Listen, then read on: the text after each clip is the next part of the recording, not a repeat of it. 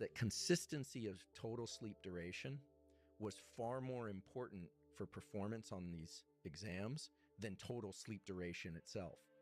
So it's not that just getting more sleep allows you to perform better.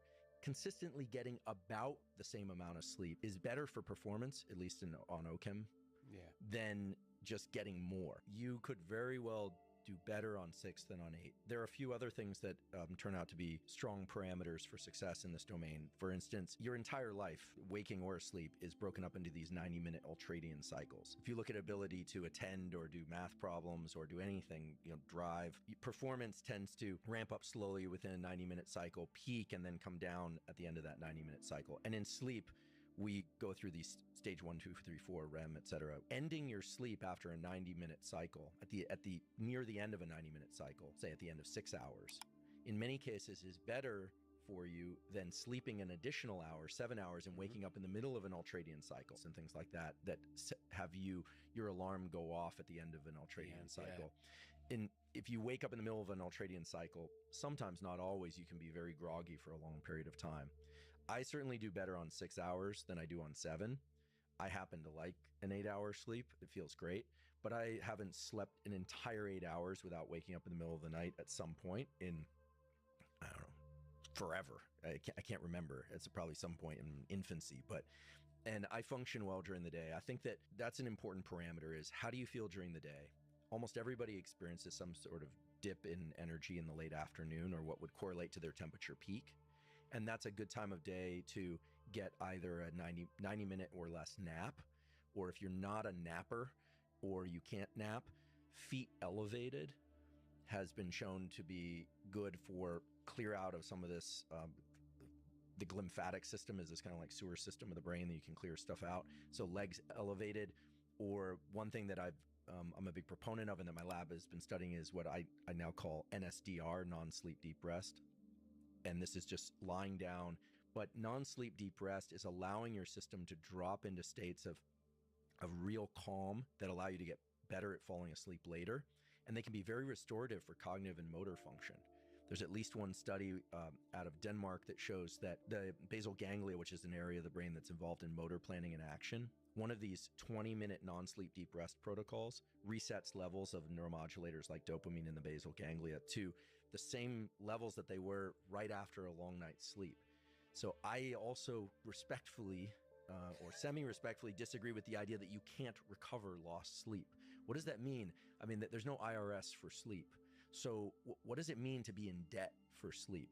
If you're falling asleep during the day and you're sleepy, like you're falling asleep, that's a good sign of insomnia. It means you're not sleeping enough at night. If you're fatigued during the day, but you're not falling asleep, so you're just exhausted, but you're not finding yourself falling asleep in meetings and in conversation, then chances are you're fatiguing your system through something else. I find that it's like magic that a short nap does as much good and often better than a longer one. For me, subjective. What would be a longer one? Longer than 90 minutes? No, like 90 minutes, but longer than 90 minutes, like 2 hours. Yeah, that's starting to drop you into REM sleep. And even if it's a tiny amount of REM sleep, people can come out of those naps kind of disoriented. Right. I mean, remember, in sleep, space and time are totally uncoupled. And so that's an odd state to re-enter the world in if you're not going to stay there for a while, like for a good night's sleep. I think a 20-minute nap is pretty fantastic. Would you say that's if you were to recommend to the general, it's very weird to recommend anything to the general populace because obviously it's very person specific, but what's a good one where you say to friends? Is 20 minutes? 20 or 30 minutes, because unless you're sleep deprived, you're going to stay out of REM sleep, rapid eye movement sleep. If you're sleep deprived, you'll drop right into it. If you've ever traveled and you're really jet lagged, you go to the hotel, you lay down for 1 second, all of a sudden you're just like, you're in a psychedelic dream, which can be pretty great too. But I think that 20, 30 minutes, and if you can't sleep, some people have trouble napping, then learning to relax the body as much as possible, like trying to remove all expression from your face, completely letting your body kind of flow.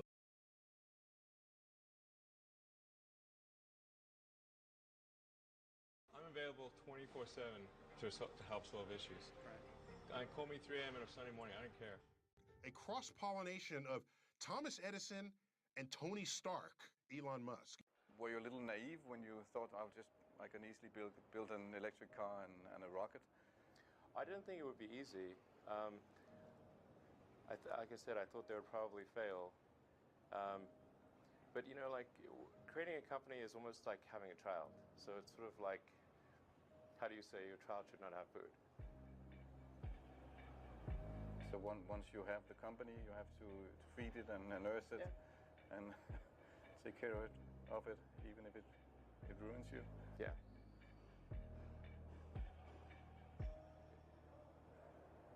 But suppose there were some tough times in 2008, end of 2008.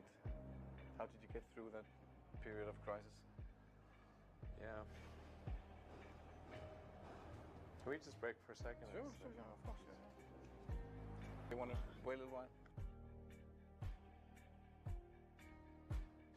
Man, I sure hope it was worth it. Sure hope so. Pardon me? Sure hope it was worth it. It's everything. And I was borrowing money from friends to pay the rent. Well, I mean, Tesla really faced a severe threat of death due to the Model 3 production ramp. Just if we didn't solve these problems in a very short period of time, we would die. And it was extremely difficult to solve them. How close to death did you come? Within single-digit weeks.